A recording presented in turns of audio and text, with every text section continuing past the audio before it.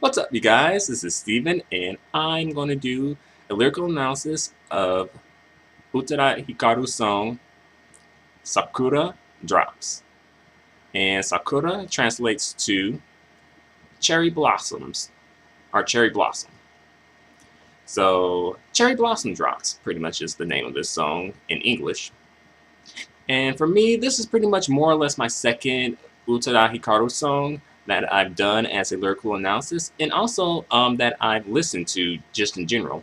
I'm not really that into Utada Hikaru. There's nothing against her. I think she's talented based on what I've heard, and she writes her own songs, and she has a great singing voice.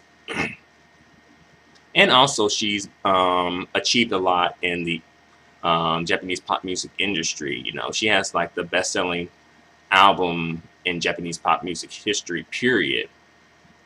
So, I respect her for that. But I more or less, I just haven't pursued her music. I haven't really taken the time to pursue her music. I guess because nothing has really popped out to me. But nevertheless, you know, from what I've, experienced from her, she seems like a very good musical artist.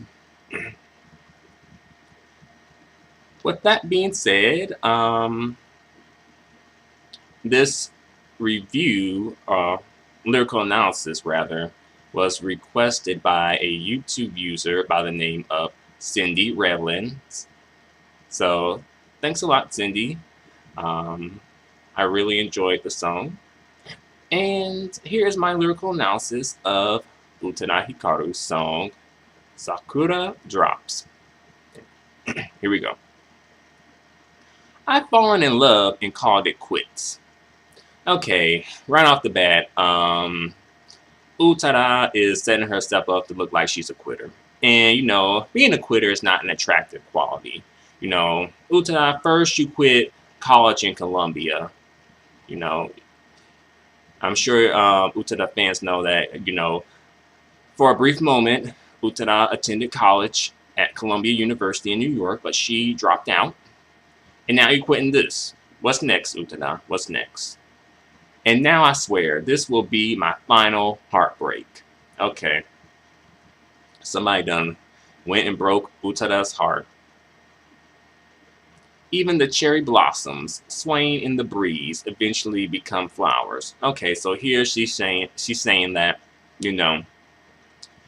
these cherry blossoms are experiencing, the breeze, and this is like the drama in their life.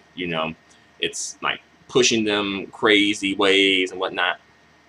But eventually, that breeze will blow them into, the soil, or they'll land in the soil and eventually turn into flowers. So, you know, basically it's just saying that, from all the drama, something positive is going to come from this. Summer rain has begun to fall, falling alongside my tears with a rushing sound. Okay, summer rain, you got to experience the rain, and we're talking about flowers here, so the flowers have to have the rain, and, people associate rain with, you know, tumultuous life, like drama in your life. But this is necessary for the growth. See, the flowers need to grow, need rain to grow. And when we experience, the rain, quote unquote, in our lives, we need this kind of to help us grow too. So I'll get you there, Utada. Checkpoint there. A repeat of autumn, let's see, a repeat of an autumn drama. Okay, we got drama in autumn. I don't know why. The trees look very nice, but I guess you got to rake up the leaves, and people arguing, about who gonna rake up the leaves and who gonna clean this up, and then the wife nagging the husband, and the husband like, I'll get to it. Calm down. Let's see. Playing in dual vision with my memories.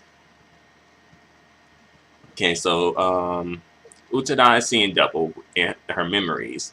Because I'm guessing she might have been through a situation like this before. You know. Why is the same old pantomime? Okay, for those of you who don't know what a pantomime is, I believe a pantomime is it's a type of let me think. It's a type of performance. And it's a performance that uses body movements and facial expressions only to convey a message. So you can't like verbalize anything. It's just, like using body movements. So from this, you'll know, okay, it's a prayer motion. Or this, sleep, or like dejected, sad, etc. And I guess it's similar to miming. So a pantomime, mime, I guess you can say it's sort of the same thing or at least similar. So anywho, so she's saying why the same old pantomime. So she's going through this situation where she's possibly her body language is saying something, but she's not verbalizing it. So yeah, okay. Playing out again and again, and yet we still keep fighting. That's the mystery of life. Yeah, that is the mystery of life. Sometimes I'm just like, you gotta know when to throw in the towel, put up the white flag, call it quits. I mean, I did kind of say in the beginning, it's not attractive to be a quitter, and it's not.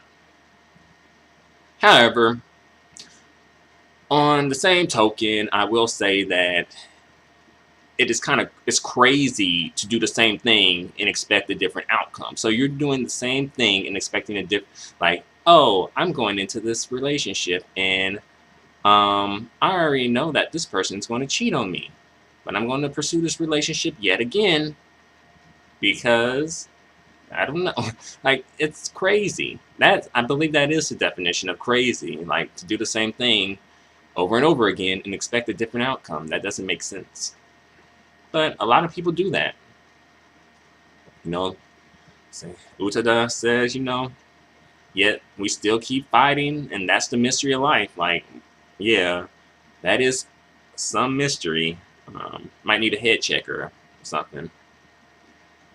I've fallen in love and given it everything, and I pray that this will be my final heartbreak.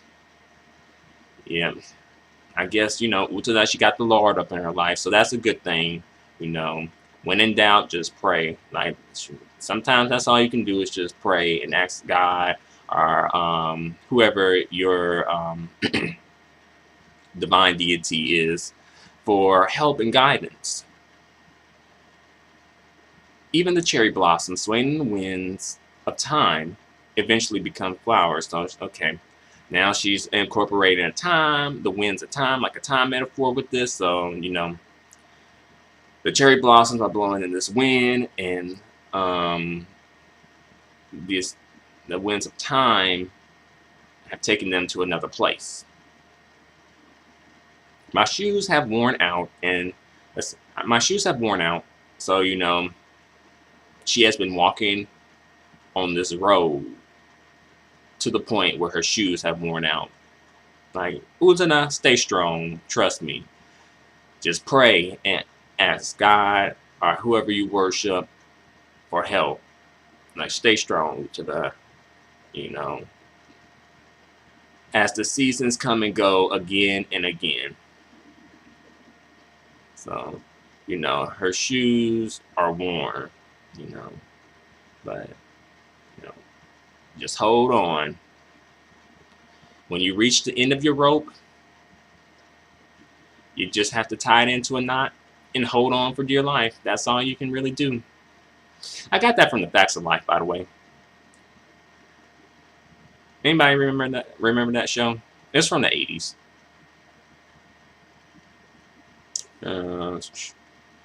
Summon up a little more strength and leave the past behind somewhere. Okay, so she's trying to gain some strength, trying to be strong. Be strong, Utada. Be strong,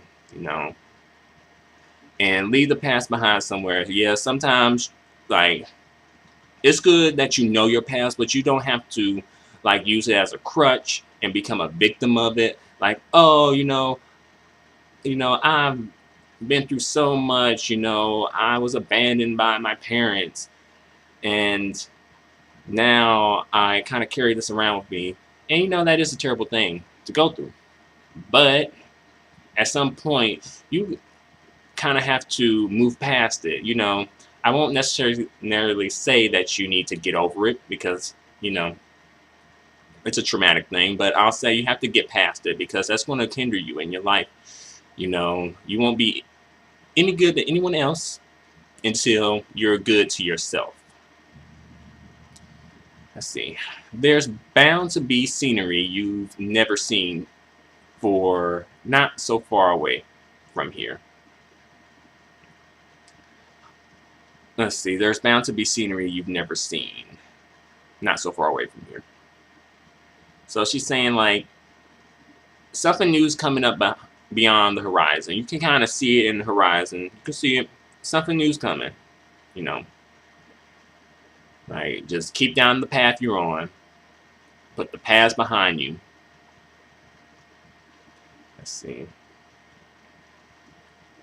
I want to overcome the constant pain in my heart and get closer to you. Okay. I'm sorry to hear that, Utada, that you got pain in your heart. Who has caused you pain in your heart, Utada? You need to get that person out of your life and get closer with you. I go around in circles and end up back where I started. Yeah, sometimes that happens, especially when you don't address your situation. You end up doing the same thing over again, and you didn't even realize it until after you've done it. Groping for the blue sky the whole time. Okay, groping is a bit of an odd word choice here, and I'm assuming this was the translator's choice. But I'm guessing she's like reaching for the blue sky the whole time. So, reaching up for the blue sky, but you can never touch it because, the sky's like miles and miles high. And also, yeah, I guess the sky is technically blue. However, I think it comes from like the ocean being reflected in particles from the sky or something like that. Anywho, then we come to the chorus again, and let's see, is this chorus new? Have I already done this chorus? I think this might be a new chorus. Let's see. No, I've done this before, so I'll skip that. Okay, then we get to the end of the song, and it's like, I love you. I love you. And I think I love you in Japanese is, I think it's ashiteru. Ashiteru. I think that's like one of the few things I know. So, I love you, I can't help it. I don't care about the little details. The little details, Utada. This person has caused you pain in your heart. This person has got you wandering around till the soles on your shoes become worn. It's not little details. See, that's part of the issue too, Utada. You're not, addressing the issue, and you're like, oh, it's okay, it's cool if you cheat on me, it's cool. So what if you cheat on me with my sister and my mama and my auntie? It's cool. Like, get it together, Utada. Am I gonna have to you got to come to like my counseling session, one of my counseling sessions, like, as you may or may not heard, like, I give Queen of J-Pop's, the Queens of J-Pop discount, so you qualify for that. So feel free to come on in. I'll help you sort out your situation and get your life together so you can go on and have more healthy and productive relationships with people. But let's see, that is the end of the song, and the music video is very interesting for this song. It's like, kind of like an acid trip or some type of a like hallucinogenic drug trip, and it's very experimental. I'm not a film major. I haven't studied film, so I won't try to delve too deeply into the whole symbolism there. And also, this is a lyrical analysis, not a film analysis or video analysis. But I will say that, you know, there's some interesting imagery in this video. Like, first you see, like, I think there's, like, fish are flying in the sky and birds are swimming in the sea. And then at one point you see like bones of fish acting like they're alive, and then you see like different shots of different animals, and it's like very naturey, very natural, nature inspired. And then at one point you see like these animals on this plane. It's kind of like the Lion King, like that. And then Utada's in the video, and she looks like kind of like a Disney princess gone alternative, you know, like an alternative Disney punk princess or something. Like something like, not like a punk rocker, but I say alternative though, you know. And this song was actually used by Disney at one point. There's an English version of this song with a Japanese chorus, and they used that song. But you know, it'd be interesting. They should try to, you know, Disney should pursue that route and turn Utada into a Disney princess. You know, I don't think there's ever been an Asian Disney princess, as far as I know. The closest I think is probably Jasmine from Aladdin, and I think she's might be East Indian, so I think that would count as Asian. You know, I think East Indian people identify as Asian, and it's on the Asian continent. But you know, we haven't experienced like, you know, a Disney princess that was, you know, northeastern Asian, so to speak. You know, like with the more pale skin and, you know, the you know, raven thin hair. But anywho, another video for another day. Disney, if you're watching, you know, hintity hintity.